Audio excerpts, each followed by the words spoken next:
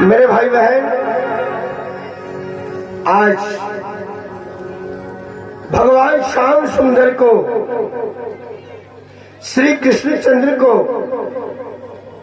जो सृष्टि के रचयिता हैं, सृष्टि के पालन करने वाले हैं और सृष्टि के संहारक हैं, ऐसे भगवान श्याम सुंदर को द्वारिकापुरी के बीच में और एक मणि का कलंक लगा, मणि की चोरी लगी। ऐसा कहते हैं जी, भाद्रपद शुक्ला चतुर्थी का चांद किसी व्यक्ति को नहीं देखना चाहिए, और अगर कोई व्यक्ति भाद्रपद शुक्ला चतुर्थी का चंद्रमा अगर देख ले तो उसके लिए 12 महीने में कोई ना कोई बड़ा कलंक अवश्य लगेगा। क्यों? क्योंकि जब ठाकुर जी कोई नहीं बख्शा तो साधारण मनुष्य की क्या बात। इसलिए अगर किसी भाई को गलती से चतुर्थी का चांद नजर भी आ जाए तो किसी पंडित जी के पास में जाकर के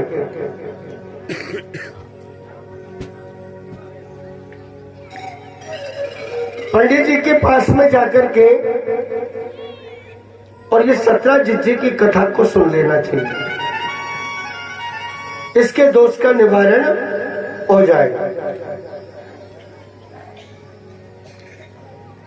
अभी जो किरण पैलेस में भागवती हुई थी गंगापुर सिटी,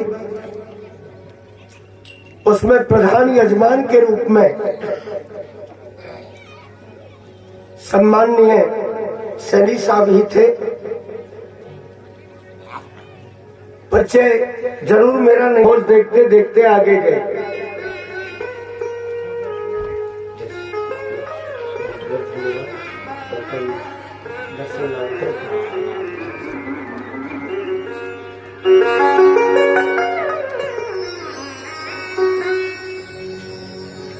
मेरे भाई बहन, ठाकुर जी की कृपा,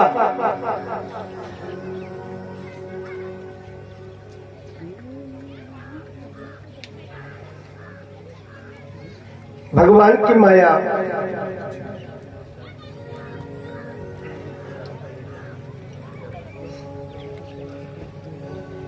घोड़ा मरा हुआ पड़ा, आगे जाकर के देखने लगे तो शेर भी मरा हुआ पड़ा।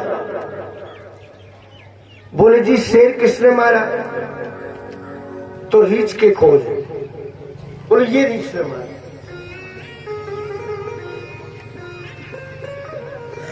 आगे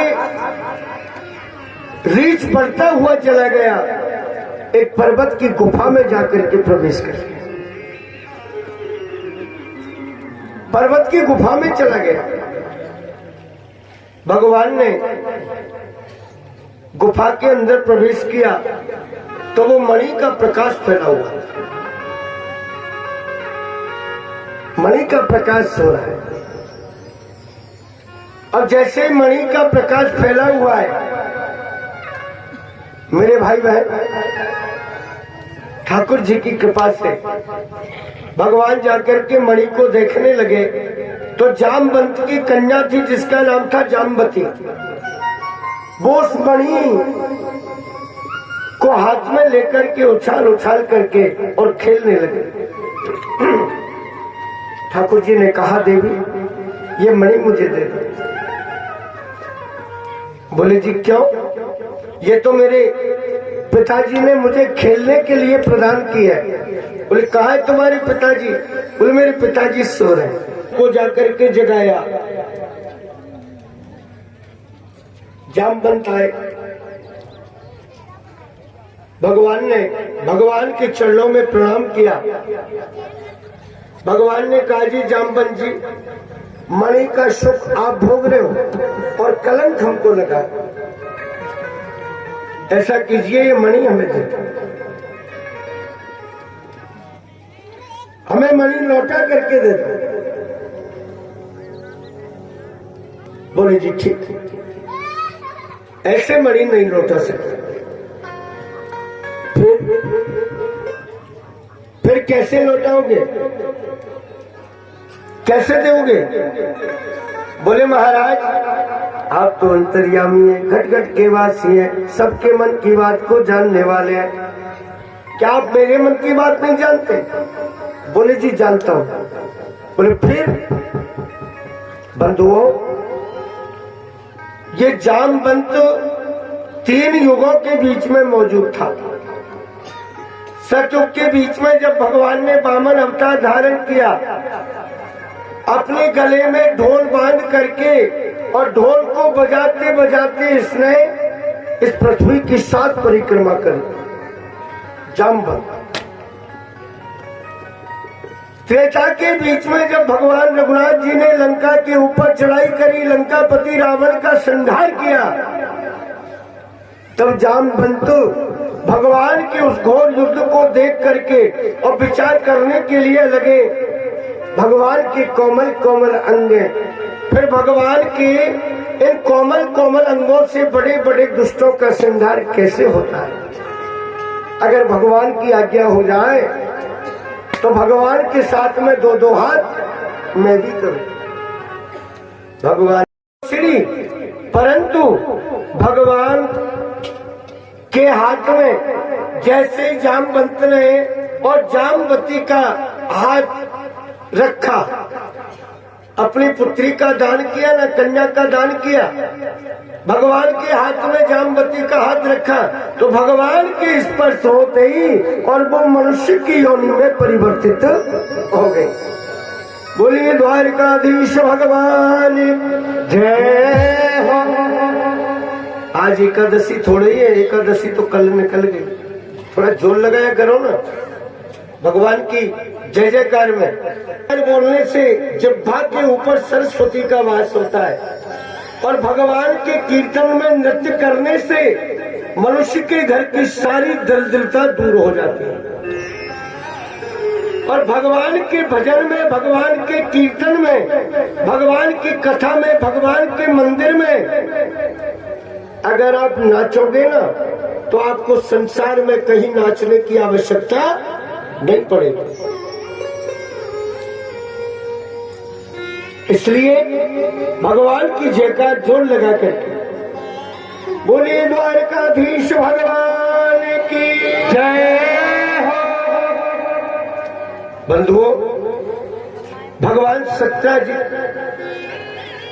सत्राजित के पास में आए जामवती को लेकर और मणि को लाकर के सत्राजित को प्रदान किए। सत्राजित से कहा जी सत्राजित जी, ये मणि का कलंक हमको लगा, लेकिन ये जामवंत के पास में मिले।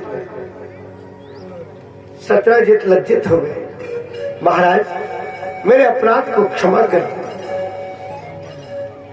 अब सत्राजित ने विचार किया भगवान मुझसे द्वेष करेंगे। सत्राजित की एक कन्या थी जिसका नाम था सत्यभामा। इसकी सगाई मथुरापुरी के बीच में राजा कंस के मंत्री थे जिनका नाम था अक्रूर जी महाराज। भगवान श्री कृष्ण के चाचा लगते थे रिश्ते में। अक्रूर जी के साथ में सगाई कर रखी थी, लेकिन ये मणि का चक्कर पड़ गया ना, तो विचार किया कि भगवान मुझसे द्वेष करेंगे, तो अक्रूर जी के हाथ से सगाई को तोड़ दिए और तोड़ करके और सत्यभामा का विवाह भगवान कृष्ण के साथ में संपन्न कर दिया। और गाय जी के बीच में उसी मणि को दे दिया। भगवान ने कहा बोले जी हमें इस मणि की चोरी लगी, मणि का कलंक लगा। अब इसी मणि को अगर हम द्वारिकापुरी के बीच में महलों में ले जा करके रखेंगे तो न जाने ये क्या क्या उपद्रव करना प्रारंभ करेगा। केवल मणि मांगी थी, मांगने से कलंक लग गया। अगर ये मणि हमारे महलों में रहेगी तो न जाने क्या होगा। मणि हमारे लिए नहीं चाहिए। ये मणि का जो फल है वो आप हमारे लिए रोजाना हमारे महलों में भेज दिया करो। क्या फल था? 8 भार सोना रोज पैदा कर, यानी 48 तोला सोना रोज पैदा करती थी ये मुर्गी। मेरे भाई बहन, ठाकुर जी की कृपा, 17 लज्जित हो गए, भगवान से क्षमा याचना करने के लिए लगे। मेरे भाई बहन, ठाकुर जी की ऐसी कृपा हुई, भगवान श्री कृष्णचंद्र के 3 विवाह संपन्न हो गए। चौथा विवाह भगवान का कालिंदी के साथ में संपन्न हुआ। हस्तिनापुरी से द्वारिकापुरी में अर्जुन आए। भगवान श्री कृष्ण अर्जुन को साथ में लेकर के समुद्र के तीर में भ्रमण कर रहे। सूर्य नारायण की कन्या थी जिसका नाम था कालिंदी, यमुना जी। समुद्र की तीर में एकांत में बैठ करके सब जगह से मन को हटा करके और ठाकुर जी के श्री कृष्णचंद्र के चरणों का ध्यान लगा रहे कि वृंदावन धाम को बास भलो, वह पास बहे यमुना पटरानी, जो जन नहाई के ध्यान धरे, वैकुंठ मिले तिनको रजधानी।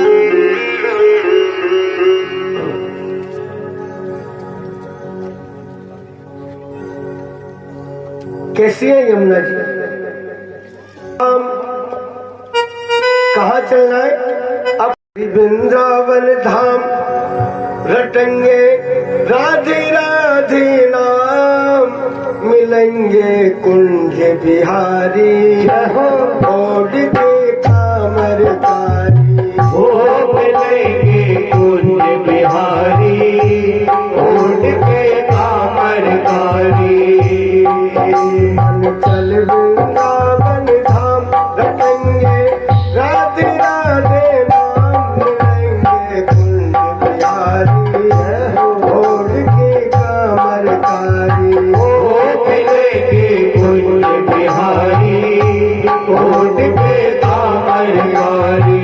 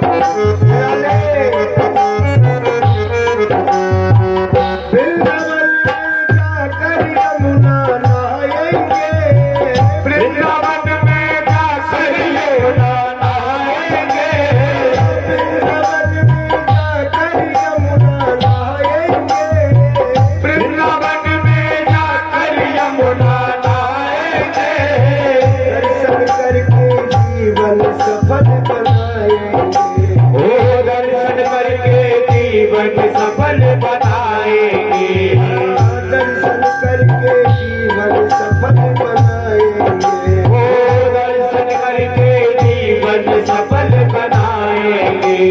भटके थामा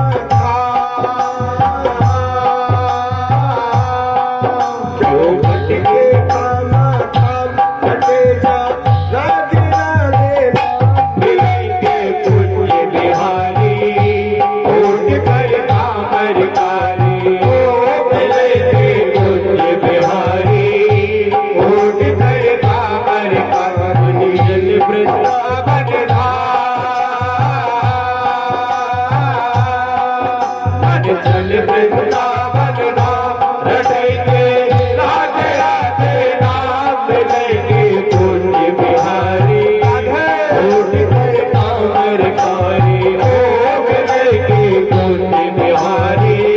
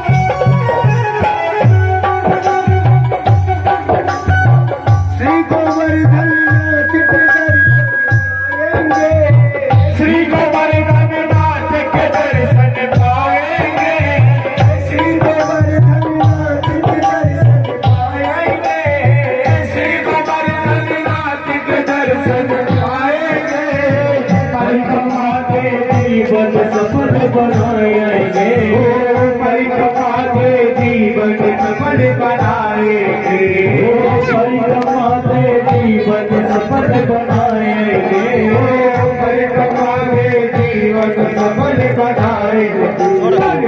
कुछ लंबाई तेरा परिवार से मेरे ध्यान रखेंगे, राधे राधे नाम मिलेंगे पूज्य बिहारी, पूर्ण कर कामकारी हो मिलेंगे पूज्य बिहारी, पूर्ण कर कामकारी चल वृंदावन